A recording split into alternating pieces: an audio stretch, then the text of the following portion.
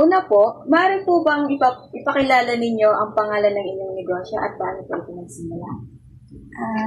Unang-una, papakilala ko muna ng sarili ko. So, ako po si Hazel Jimenez, 34 years old, may asawa, at saka meron din 2 anak. So, ang aking negosyo ngayon ay sari-sari store. Ang pangalan ay Couple Store. Bali, sinunod ko siya sa nickname ng father ko. So, nag-start yung negosyo namin sa kapital lang na 3,000. Ano po ang pangunahing suliraning sa lipunan na nais ninyong tugunan sa pamamagitan ng inyong negosyo?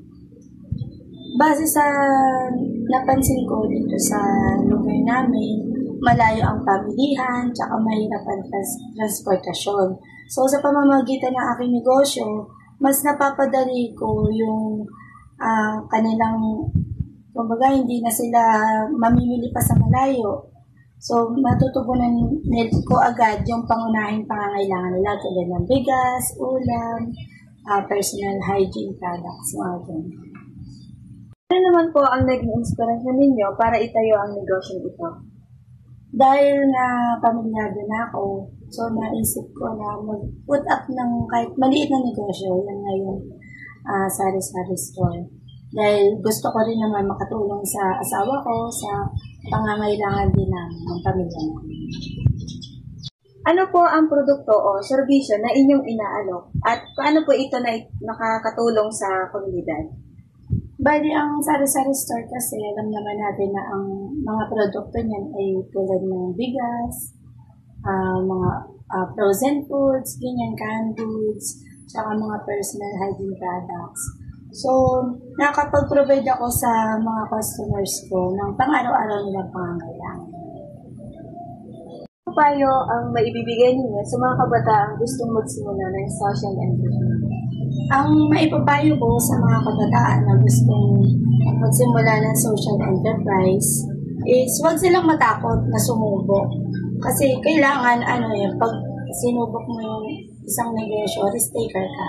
Ibig sabihin, may times na talagang mabibigo ka. Pero kung mararamdaman mo yun, huwag ka lang titigil. Kailangan consistent ka lang din sa negosyo mo. Tapos, wala namang kasing tagumpay. Kumbaga, wala namang, kumbaga, ang tagumpay hindi nakakamit ng madalian. Nasa tamang proseso. Ano po ang mga plano ninyo para sa inyong enterprise sa susunod na 5 taon? Bali, sa susunod na 5 taon, ang plano kasi namin is mag-expand ng business. Kumbaga, mas lalong palakihin yung talagang andun na lahat ng pangangailangan ng isang business. Maraming salamat po sa pagpapaunlak po sa aking panayam.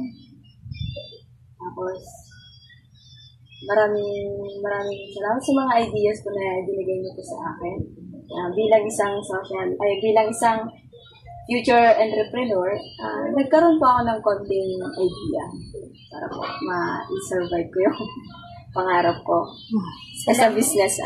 Salamat din sa time na ito nga na-share ko sa inyo yung mga knowledge na meron tungkol sa business. Salamat.